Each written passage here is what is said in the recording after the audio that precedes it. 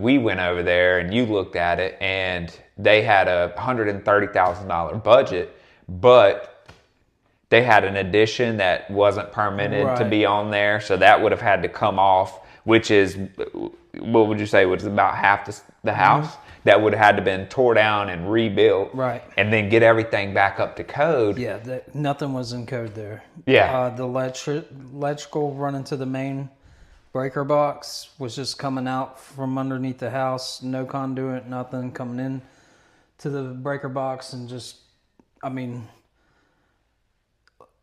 the wires were uncovered that far coming out of the breaker. Like, if you could get seriously hurt in there. There wouldn't have been a cover on the thing. So and so just kind of, it's just a fire hazard. but you gave it an honest effort. Like, you came back, you started working on the bid, but then we started going through pictures and then the inspection report, and knew right away, that's a tough city when it comes to building standards anyway, right? So, in our county, there are the county inspectors, there's multiple city inspectors, and that city is one of the toughest to get just a normal everyday remodel through, because they're pretty strict with their standards. But there was no way we were going to be able to, there is always a way. It's just how much money is it going to take?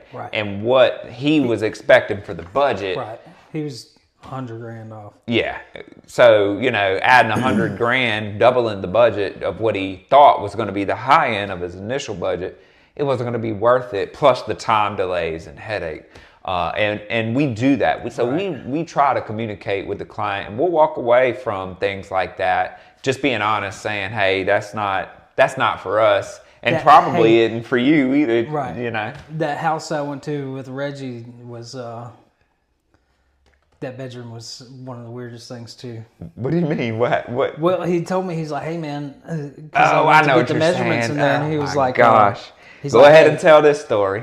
It smells like death in there, just so you know. And I was like, it can't be worse than anything I've ever smelled before. Now, I'm not good with smells, and I opened that door and I started gagging and about threw up on old boy. And shut the door back real quick, and he's like, I got the measurements on that already. So it was the same thing though, right? But something was dead in there, or had been dead in there, and there people lived in there too.